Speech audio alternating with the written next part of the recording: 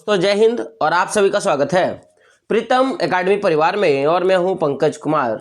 तो बात करेंगे कक्षा 10वीं के हिंदी ए के इंपॉर्टेंट ऑब्जेक्टिव प्रश्नों पे, और कुछ कुछ जो है आपके अति लघु उत्तर के प्रश्न भी आज के इस वीडियो पे आपको देखने के लिए मिलेगा। तो मैं शॉर्ट कहूं तो आज का ये वीडियो आपके लिए इंपॉर्टेंट है, क्योंकि आपके जो अति लघु उत्तर यानी कि वेरी शॉर्ट टाइप क्वेश्चन है और जो ऑब्जेक्टिव यानी कि एमसीक्यू टाइप के प्रश्न है वो आपको इस वीडियो में देखने वाले हैं।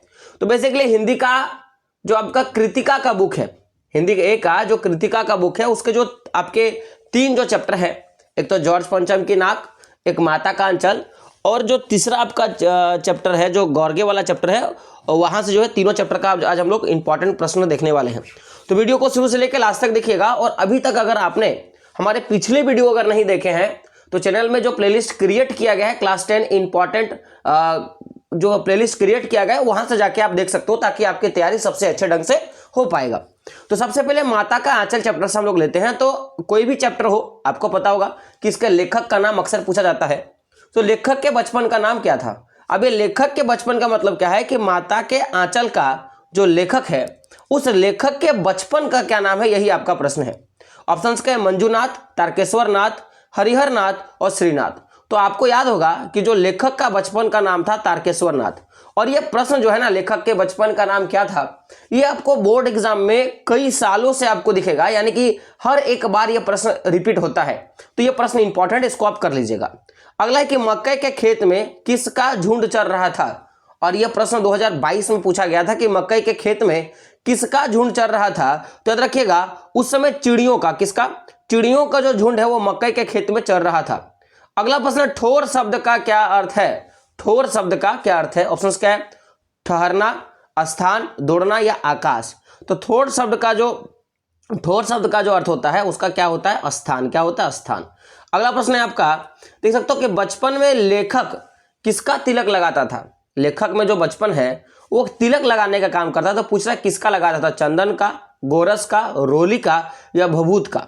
तो 4 का आंसर क्या हो जाएगा? ऑप्शन नंबर घ, क्या हो जाएगा? भभूत।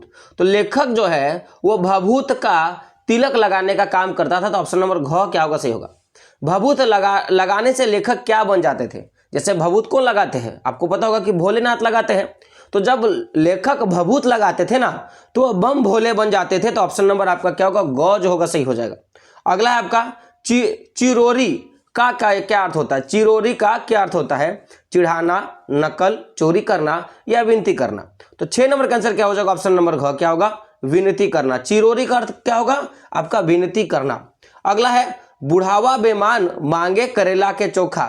एक जो है वाक्य बोला गया था कि बुढ़वा बेमान मांगे करेला का चोखा कहकर बच्चों ने किसको चिढ़ाया था? बूढ़े दूल्हे को, है ना, मानसून तिवारी को, है ना, स्कूल के हेडमास्टर को और बूढ़े किसान को। तो 7 का आंसर क्या हो जाएगा? ऑप्शन नंबर गो, क्या हो जाएगा? 7 का आंसर क्या हो जाएगा? ऑप्शन नंबर गो। तो स्कूल का जो हेडमास्टर था ना उसको चिढ़ाने का काम किया था। तो ऑप्शन नंबर गो जो होगा आपका सही हो जाएगा। अगला प्रश्न है अमोला। देखिए अमोला वाला शब्द है ना, ये कई बार पूछा गया है, तो इसको याद रखिएगा।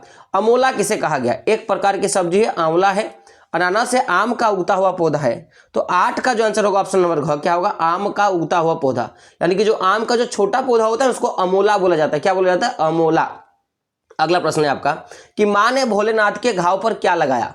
पीसी हुई हल्दी, आम के पत्ते का रस, नीम के पत्ते का रस या मरहम। तो 9 का आंसर क्या होगा? ऑप्शन नंबर को, पीसी हुई हल्दी लगाया था। उस समय देखिए दवाई नहीं होता था ना, तो लोग जहां पे घाव हो जाता था, तो सही सेंस वाली बात है कि उस समय तो दवाई होता नहीं था, तो उस समय लोग जो है ना वो हल्दी लगाने का काम करते थे घाव में। तो ऑप्शन नंबर क जो होगा आपका सही हो जाएगा। भोलेनाथ किसको देखकर सिसकना भूल जाते थे? अपने माता को, अपने पिता को, खेल के साथियों को और अपने भाई को। तो 10 का आंसर क्या हो जाएगा? ऑप्शन नंबर ग, खेल के साथियों को, वो जिसके साथ खेलता था उन्हें देखकर वो जो सिसकना यानी कि रोना जो है भूल जाता था। तो ये तो ऑब्जेक्टिव प्रश्न हो गया आपका माता के आंचल का। अब चलते हैं कुछ प्रश्नों पे चलते हैं। तो देखो सबसे पहले प्रश्न पूछेगा कि जो आपका फणीश्वर नाथ रेणु और नागार्जुन की आंचल रचनाओं को पढ़िए। तो देखिए कौन कौन से ऐसे है ना कि जो है आंचलिक रचना है जिसमें माता के बारे में कहा गया है, ये आपका प्रश्न आएगा। तो फणीश्वर नाथ रेणु की कुछ उपन्यास है, जैसे मेला आंचल, है ना, और नागार्जुन का जो उपन्यास है वो क्या है? बलचनमा, क्या है? बलचनमा, है ना, ये दोनों जो है उपन्यास है जिसमें आंचलिक उपन्यास के बारे में लिखा है, तो याद रखिएगा। एक तो मेला आंचल और आपका क्या बलचानमा, है ना, ये प्रश्न जो है आपके एग्जाम में आते हैं। अब अगला प्रश्न है कि जो शिव सहाय, प्रश्न आएगा कि शिव पूजन सहाय का जन्म कब हुआ था। तो शिव पूजन सहाय का जो जन्म हुआ था वो कब हुआ था, तो 1893 में हुआ था, ये बात याद रखिएगा। अब अगला है कि शिव पूजन सहाय की रचनाएं किस नाम से और कितने खंडों में प्रकाशित है। तो शिव पूजन सहाय की रचना है वो क्या, शिव पूजन रचनावली के नाम से 4 खंडों में है। देखिए शिव पूजन सहाय जो है उनका टोटल जो है, जो भी उपन्यास जितने भी लिखा है उन सभी उपन्यास का जो है एक जगह रखा गया, उसको क्या बोला गया है, शिव पूजन रचनावली। और उनके कितने खंड है, उनको 4 भागों में बांटा गया, तो उसके 4 खंड है। अब क्या बेतकर का अर्थ क्या होता है, बेतकर का अर्थ होता है, बेतकर का अर्थ होता है सराबोर कर देना। बेतकर का मतलब क्या होता है, सराबोर कर देना। अगला क्या है, वर्षा से बचने के लिए बच्चों ने क्या किया, वर्षा से बचने के लिए बच्चे पेड़ के जड़ से चिपक कर बैठ गए थे। यानी कि जब बारिश हो रहा था ना उस समय जो जितने भी बच्चे थे वर्षा से बचने के लिए क्या किए थे, पेड़ पर चिपक कर वो बैठ गए थे। लेखक के पिताजी उन्हें क्या खिलाते थे, तो लेखक के पिताजी उन्हें एक फूल के कटोरे में गोरस और भात सानकर खिलाते थे, है ना। एक जो है कटोरा होता था उसमें गोरस, और क्या गोरस माने यानी कि दूध दही वही होता है ना, और भात जो है सानकर वो खिलाने का काम करते थे। उतान शब्द का क्या अर्थ होता है, तो उतान शब्द का अर्थ पीठ के बल लेटना। उत्थान का मतलब क्या होगा, पीठ के बल लेटना, इसका अर्थ होता है। शिव पूजन सहाय द्वारा संपादित 2 पत्रिकाओं के नाम बताना है। तो एक तो बादल और दूसरा क्या होगा, जागरण। एक तो है बादल और दूसरा क्या है आपका, जागरण। अगला क्या है, बचपन में लेखक पिताजी के साथ कौन सा खेल खेलते थे। तो हम लोगों ने पढ़ा था कि जो लेखक है ना वो पिताजी के साथ कुश्ती का खेल खेला करते थे। तो क्या होगा, कुश्ती का खेल। तो बचपन में लेखक पिताजी के साथ कुश्ती का खेल जो है खेला करते थे। चलते हैं जॉर्ज पंचम नाग के जो चैप्टर है आपका, वहां से बड़ा सुंदर सा चैप्टर है और व्यंग वाली चैप्टर है, बड़ा अच्छा लगा था हमको कि जॉर्ज पंचम की नाक पाठ के लेखक कौन है। तो जो जॉर्ज पंचम नाक है उसका पाठ का जो लेखक उसका नाम है कमलेश्वर। क्या नाम है आपका, कमलेश्वर। ठीक है। अगला प्रश्न है कि कमलेश्वर का जन्म कहाँ हुआ था। तो कमलेश्वर का जो जन्म है सॉरी कब हुआ था, तो 1932 ईस्वी में जो है कमलेश्वर जी का जन्म हुआ था।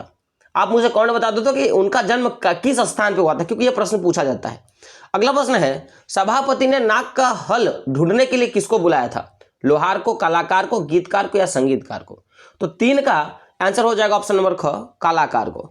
तो जब नाक कट गया, नाक नहीं मिला, तो कलाकार को बुलाया गया कि जाओ नाक लेके आओ। और यह भी प्रश्न आता है कि नाक ढूंढने के लिए कलाकार कहां कहां गया था, यह प्रश्न कई बार पूछा गया है। जॉर्ज पंचम की नाक कहां लगी हुई थी, है ना, चाइनीज गेट में, कलकत्ता गेट में, मुंबई गेट में या इंडिया गेट में, यह प्रश्न है। तो जो आपका जॉर्ज पंचम की नाक है ना वो कहां लगा था, तो ऑप्शन नंबर आपका क्या हो जाएगा, 4 का घ, इंडिया गेट में, है ना। अगला प्रश्न है आपका, भारत में इंडिया गेट कहां है। भारत में जो इंडिया गेट है वो कहां है, दिल्ली में। कहां है आपका, दिल्ली में। तो कहां होगा, दिल्ली इसका आंसर हो जाएगा। अगला है जहां से आप शुरू होता है कुछ जो है आपके वेरी शॉर्ट टाइप के क्वेश्चन कि जॉर्ज पंचम की नाक कैसी लेख है, ये किस प्रकार का आपका एक कहानी है। तो ये व्यंगात्मक कहानी है जिसमें कई सारे व्यंग के बात बोले गए। व्यंग मतलब समझता है ना कि व्यंग मतलब मेढक का नहीं, व्यंग का मतलब होता है कि उपहास करना। ठीक है। अगला है कि किसका भारत में आगमन हो रहा था। तो रानी एलिजाबेथ जो है ना, रानी एलिजाबेथ महारानी थी, उनका आगमन हो रहा था और इसी के भागदौड़ पर पूरी नई दिल्ली का काया पलट हो गया था, आपने पढ़ा होगा। सभापति ने नाक का हल ढूंढने के लिए किसको बुलाया था, तो जो कलाकार है यानी कि जो मूर्तिकार है उनको बुलाया था। तो अभी हम लोगों ने देखा था ये वाला प्रश्न आपने कहाँ गया, हाँ यहाँ पे। तो देखिए यहाँ पे क्या है कि सभापति ने नाक का मुंह जो है ढूंढने के लिए कलाकार उसी को बोला गया, मूर्तिकार को बुलाया था, याद रखिएगा। नाक का ना होना क्या अर्थ बताता है, तो नाक का ना होना का अर्थ क्या होता है कि सम्मान का ना होना, किसी का सम्मान ही नहीं है। तो इसीलिए नाक के पीछे लोग भाग रहे थे। जॉर्ज पंचम के नाक पाठ में किस पर व्यंग किया गया था, तो जो हमारा सरकारी तंत्र है, जो सरकारी व्यवस्था है ना, उस पर पूरा का पूरा व्यंग किया गया था। तो ऑप्शन नंबर आपका क्या होगा, सॉरी ऑप्शन का आंसर क्या होगा, सरकारी तंत्र पर। अगला प्रश्न क्या है आपका, जो साना साना हाथ जोड़ी पाठ से, तो यहां से शुरू करते हैं हम लोग। तो चलिए शुरू करते हैं। जो साना साना हाथ जोड़ी आपका चैप्टर है, यहां से कई बार प्रश्न आते हैं और इंपॉर्टेंट से प्रश्न आते हैं, तो इसको याद कर लीजिए। और पहला प्रश्न सबसे इंपॉर्टेंट है। प्रश्न क्या है कि साना साना हाथ जोड़ी पाठ है, ये किस प्रकार का पाठ है। तो हम लोगों ने देखा था कि जितन नार्गे जो है वो हिमालय की पूरी यात्रा कर रहे थे। उसी के बारे में बताया गया, कि पूरा का पूरा यात्रा वृतांत है, लोग जो है घूमने के लिए गया और उसके बारे में लिख दिया, तो ये यात्रा वृतांत है। तो ऑप्शन नंबर गो आपका क्या होगा, सही होगा। अगला कि सना सना हाथ जोड़ी पाठ में किस शहर के सौंदर्य का वर्णन है, तो ये जो गंगटोक शहर ना जो कि सिक्किम में है उसके बारे में पूरा का पूरा बात कहा गया, तो ऑप्शन नंबर घ जो होगा आपका सही होगा। गंगटोक का अर्थ क्या होता है, तो गंगटोक का अर्थ जो है ना पहाड़ होता है, क्या होता है, पहाड़। ऑप्शन नंबर घ क्या होगा, सही होगा। यह प्रश्न पूछा गया है, कई बार पूछा गया है कि गंगटोक में श्वेत पताकाएं किस अवसर पर फहराई गई है, तो जब वहां पे शोक का माहौल होता है, कुछ दुखद घटना घटता है, उस समय जो है आपका श्वेत पताकाएं फहराई जाती है, यानी कि श्वेत रंग के झंडे फहराए जाते हैं, तो ऑप्शन नंबर गो आपका क्या होगा, सही होगा। अगला क्या है कि लेखिका ने गंगटोक को किस का शहर कहा है, तो मेहनत कश बादशाहों का शहर कहा है, क्योंकि वहां के लोग कई बहुत मेहनती होते हैं, तो ऑप्शन नंबर क जो होगा आपका सही हो जाएगा। अगला प्रश्न है रहस्यमयी तारों भरी रात लेखिका के मन में क्या जगा रही थी, तो याद रखिएगा कि जब वो बालकनी में बैठ के आसमान की ओर देखा तो बहुत ज्यादा तारा नजर आया था, तो उस समय लेखक को लगा क्या था उसके मन में ना, इस पूरे गंगटोक के लिए जो है ना सम्मोहन यानी कि आकर्षण बढ़ गया था, तो ऑप्शन नंबर ग क्या होगा, सही होगा। अगला है कि प्रकृति जल संचय की व्यवस्था किस प्रकार करती है, यानी कि जो जल संरक्षण की जो बुद्धि है, जल का उत्पादन होकर लोगों तक जल का पहुंचना और फिर उसका उत्पादन होना, इसके लिए प्रकृति क्या करती है, तो लेखिका ने लिखा था कि सबसे पहले सर्दी आता है, सर्दी में पहाड़ जो है बर्फ से ढक जाता है, उसके बाद वो गर्मी में पिघलने लगता है और पिघलने के बाद वो नदियों के माध्यम से लोगों तक पहुंचता है, यही बात लिखा था पाठ में। तो यानी कि आपका option number A, option number B और ऑप्शन नंबर सी सही हो जाएगा। सर्दियों में पर्वतों पर बर्फ पड़ती है, गर्मी में वो पिघलती है, पहाड़ों से निकलने वाली नदियां जो है लोगों की प्यास बुझाती है, यानी कि ऑप्शन नंबर डी आपका क्या होगा, सही होगा। सभी कथन सत्य है। गंगटोक नगर किसकी राजधानी है, गंगटोक नगर किस राज्य की राजधानी है, तो याद रखिएगा यह सिक्किम की राजधानी, ऑप्शन नंबर जो है आपका दो जो होगा, सही होगा। अब देखो यहां से ये भी प्रश्न पूछा गया है कि कंचनजंगा किस पर्वत की चोटी का नाम है, तो जो हिमालय की सबसे ऊंची चोटी है जिसका नाम है कंचनजंगा, उसका नाम है, तो ऑप्शन नंबर क क्या होगा आपका, सही होगा। अगला प्रश्न है कि जितन नार्गो का जीप के बारे में आपने जाना होगा, तो उसके जीप में किसका फोटो था, यह प्रश्न पूछा जाता है कि जितन नार्गो की जीप में किसकी तस्वीर लगी हुई थी, तो दलाई लामा, किसका होगा, दलाई लामा का जो है फोटो लगा हुआ था। और दलाई लामा है कौन, तो वहां के धर्म गुरु थे, याद रख लीजिएगा। अगला है कवि लॉन्गस्टॉक नामक स्थान पर कौन सी फिल्म की शूटिंग हुई थी, तो 11 का आंसर क्या होगा, ऑप्शन नंबर को गाइड। कौन सा, गाइड नाम का जो आपका फिल्म, हिंदी फिल्म है, उसका शूटिंग हुआ था। अगला प्रश्न है कि आपका मशगूल शब्द का क्या अर्थ होता है, तो मशगूल शब्द का अर्थ होता है व्यस्त। क्या एक आदमी बहुत ज्यादा मशगूल है तो क्या होगा, उसका क्या हो जाएगा, व्यस्त, इसका आंसर हो जाएगा। चलिए कुछ जो कि हम लोगों ने बात किया था अभी कि हमको क्या करना है, वेरी शॉर्ट टाइप के प्रश्नों पे बात करना है, तो इसी चैप्टर का एक अच्छा सा प्रश्न है कि सना सना हाथ जोड़ी का अर्थ क्या है, तो सना सना हाथ जोड़ी का अर्थ होता है छोटे छोटे हाथ जोड़कर प्रार्थना करती हूँ, छोटे छोटे हाथ जोड़कर क्या करती हूँ, प्रार्थना करती हूँ, जिसका यही आपका अर्थ होता है। अगला है लेखिका ने क्या योमथांग की यात्रा के दौरान कौन कौन से वृक्ष देखे थे, तो पाइन और धूपी के खूबसूरती नुकीले पेड़ देखे थे, तो ऑप्शन नंबर आपका क्या होगा, क जो होगा, सॉरी आंसर क्या हो जाएगा, पाइन और धूपी के खूबसूरती जो है नुकीले पेड़। लेखिका ने सना सना हाथ जोड़ी प्रार्थना किससे सीखी, तो ये जो लेखिका ने ना नेपाली एक युवती है उससे सीखी थी, तो क्या कहा है कि लेखिका ने सना सना हाथ जोड़ी प्रार्थना एक नेपाली युवती से सीखी थी, एक नेपाली छोटी सी युवती थी उससे सीखी थी। सना सना हाथ जोड़ी पाठ की लेखिका कौन है, तो मधु कंकरिया। कौन है, मधु कंकरिया जो है इसके लेखक है।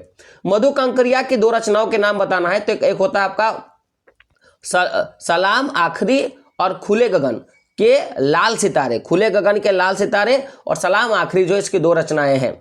लेखिका के ड्राइवर का क्या नाम था, तो याद रखिएगा जितेन नार्गे। क्या नाम था, जितेन नार्गे। और जितेन नार्गे के बारे में आता है कि जितेन नार्गे के का चित्रण कर रहे हैं, तो यह भी प्रश्न पूछा गया है। खूब ऊंचाई से शिखरों से गिरते फेन उगलते झरनों का क्या अर्थ है, उसका क्या नाम है, तो याद रखिएगा यहां पे आंसर दिया है, देखिए उसका क्या अर्थ होगा, सेवन सिस्टर्स वाटरफॉल। क्या होगा, सेवन सिस्टर्स वाटरफॉल, यानी कि 7 जो है झरने जो है एक साथ बहती, जिसको सेवन सिस्टर्स वाटरफॉल कहा गया है, याद रखिएगा। अगला, लेखिका ने बहते हुए झरने को किसका प्रतीक बताया है, तो जीवन के अनंतता को, जीवन के अनंतता का प्रतीक बताया कि जीवन सदा इसी तरह नदी की तरह बहती रहती है। लेखिका झरने के पास बैठकर क्या सोचने लगी? तो लेखिका झरने के पास बैठकर झरने के संगीत के साथ ही आत्मा का संगीत सुनने लगी थी, जो उसके मन की जो संगीत है, जो उसके आत्मा में, आत्मा जो बात बोल रही थी उसका जो है सुनने लगी थी। अगला क्या है आपका, चरवेती का क्या अर्थ है? चरवेती का अर्थ क्या होता है? तो चलते रहो चलते रहो। चरवेती का अर्थ क्या होगा? चलते रहो चलते रहो। रात्रि में गंगटोक के सौंदर्य का वर्णन कर, कई सालों से लगातार प्रश्न पूछा गया है। गंगटोक में रात में आसमान की ओर देखने से ऐसा लगता है कि मानो सारे तारे बिखर कर नीचे टिमटिमा रहे थे। दूर ढलान पर सितारों के गुच्छे रोशनियों की झलकार की तरह दिखाई दे रहे थे। यह सुंदरता लेखिका में सम्मोहन जगा रही थी। और इस तरह आपको लिखना है। तो कृतिका के बारे देख लिया। अब हम लोग जो है ना, आपका जो चैप्टर, जो आपका और एक बुक है जिसमें आपका गद्य और पद है, तो पहले पद को हम लोग क्लियर कर लेंगे, जितने भी पद के इंपॉर्टेंट प्रश्न वो भी क्लियर कर लेंगे और गद्य के भी कर लेंगे, और फिर हम लोग जो है ना लगातार चलेंगे आपके सब्जेक्टिव प्रश्नों पे। तो इस तरह से आपका हिंदी का जो है पूरा बुक मैं खत्म कर दूंगा, जहां से आपके बोर्ड एग्जाम में प्रश्न आएंगे। आपका काम है कि अपने दोस्तों तक वीडियो को शेयर करना, उनको मोटिवेट करना कि आपको यहां से पढ़ना है और आपको भी जो है यहां से पढ़ना, लगातार हमारी वीडियो को देखते रहना है। तो मिलते हैं दोस्तों अगले वीडियो में, तब तक के लिए जय हिंद, जय भारत और आपका दिन शुभ हो।